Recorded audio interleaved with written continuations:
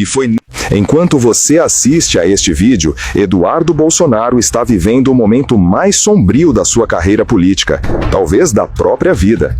O telefone tocou e do outro lado da linha veio a notícia que ele nunca imaginou ouvir.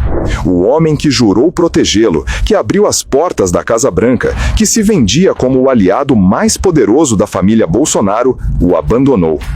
Trump virou as costas, frio, calculado e, desta vez, definitivo. Durante anos, Eduardo acreditou que a ligação com Trump era um escudo inquebrável, uma ponte direta com o poder americano. Mas, nos bastidores, essa ponte vinha desmoronando há semanas. A crise econômica, a pressão dos republicanos, o descontentamento dos bilionários do agronegócio americano, tudo empurrava Trump para uma escolha inevitável. Ou salvar seu governo, ou salvar o filho do ex-presidente brasileiro. E ele escolheu a si mesmo. Enquanto isso, Lula observava o jogo com a calma de quem já entendeu o tabuleiro. Não reagiu com raiva, reagiu com estratégia. E fez o que ninguém esperava, transformou a fraqueza momentânea dos Estados Unidos em uma vitória política e diplomática sem precedentes. Mas o que está acontecendo agora vai muito além de uma simples mudança de postura. Não é só uma virada política, é uma sentença. Porque no exato momento em que Trump perde o controle do próprio partido, Lula derruba as tarifas, redesenha o equilíbrio de forças no continente e transforma o destino de Eduardo Bolsonaro em um beco sem saída. Um caminho sem retorno, entre a cela e o exílio. Mas nada disso aconteceu por acaso. Essa virada começou semanas atrás, do outro lado do mundo, em uma sala fechada, em Kuala Lumpur, onde dois líderes se enfrentaram e apenas um sairia vencedor. Fim de outubro de 2025, Kuala Lumpur, capital da Malásia. O calor úmido da cidade contrastava com o ar gelado dentro do centro de convenções que sediava a 47ª cúpula da ASEAN, o evento que naquele ano reunia alguns dos líderes mais poderosos do planeta: China, Japão, Índia, Rússia, Estados Unidos e Brasil.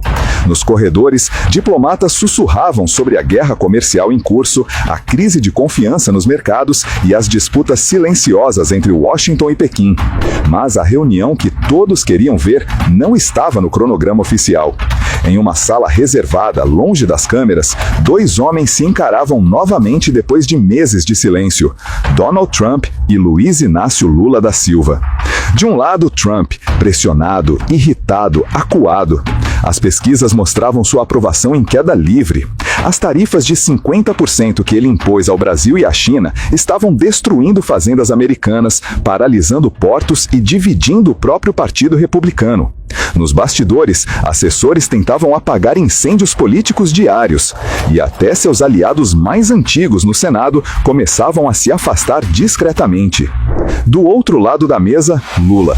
Sereno, meticuloso, com o olhar de quem já atravessou o inferno político e voltou mais forte.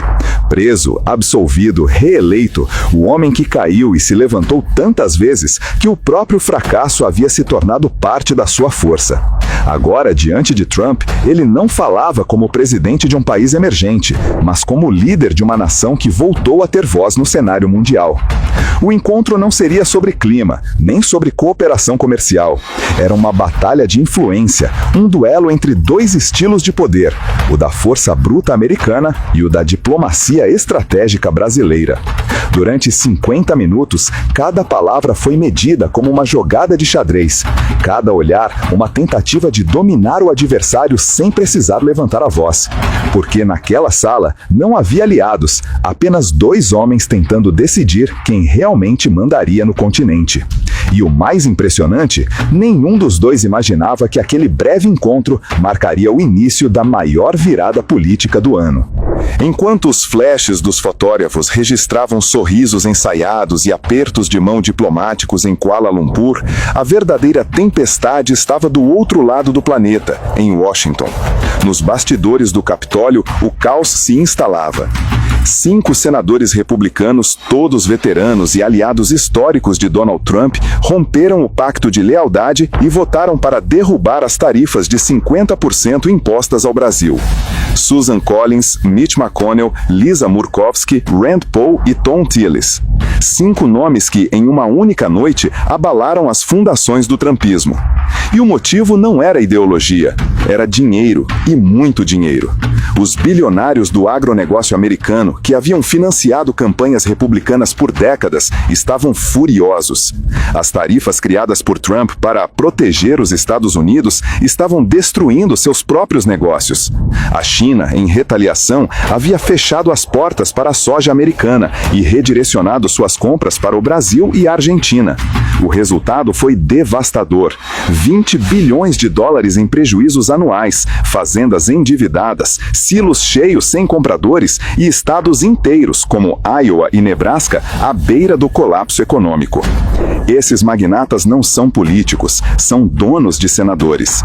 E quando o dinheiro fala, até a Casa Branca silencia. As ligações foram diretas e implacáveis.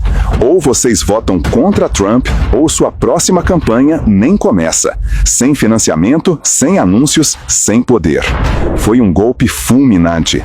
Trump, acostumado a comandar pela intimidação, agora era quem estava cercado. Naquela noite, em rede nacional, a votação foi transmitida ao vivo pela CESPAN. O mundo inteiro assistiu o presidente dos Estados Unidos ser derrotado, não por seus inimigos, mas por seu próprio partido. A imagem era simbólica e devastadora. Enquanto os números apareciam no painel do Senado, Trump assistia impotente, vendo sua base se desintegrar em tempo real. A autoridade do homem mais poderoso do mundo se dissolvia diante das câmeras. E foi exatamente nesse momento, enquanto Washington ardia em crise e o império político de Trump tremia por dentro, que Lula enxergou o que poucos perceberam: a oportunidade perfeita para virar o jogo e transformar a fraqueza americana na maior vitória diplomática do Brasil em décadas. Lula entendeu o que estava acontecendo e, talvez pela primeira vez, viu Trump vulnerável. O homem que sempre se gabou de negociar como ninguém havia perdido suas cartas. Sem apoio no Senado, sem poder de coerção e com a economia americana em queda, Trump já não era o jogador dominante que costumava ser. Suas ameaças, tarifas, sanções, chantagens comerciais agora eram apenas fumaça, palavras que já não tinham peso. Esse instante que Lula fez o que poucos líderes teriam coragem de fazer. Em vez de reagir com confronto, reagiu com frieza estratégica. Deixou Trump falar. O ouviu pacientemente, enquanto o americano se gabava de seus planos grandiosos, tentando manter a aparência de força.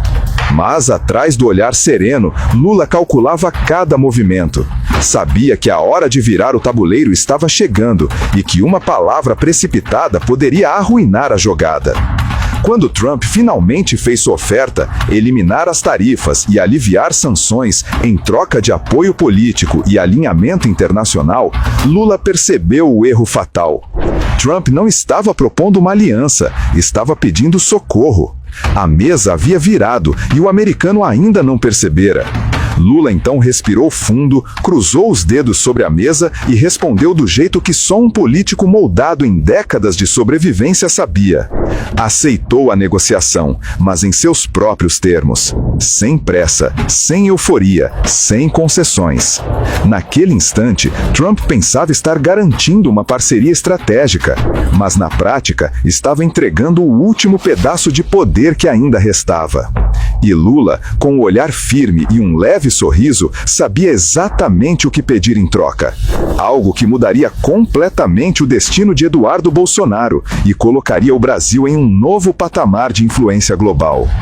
O pedido de Lula foi direto e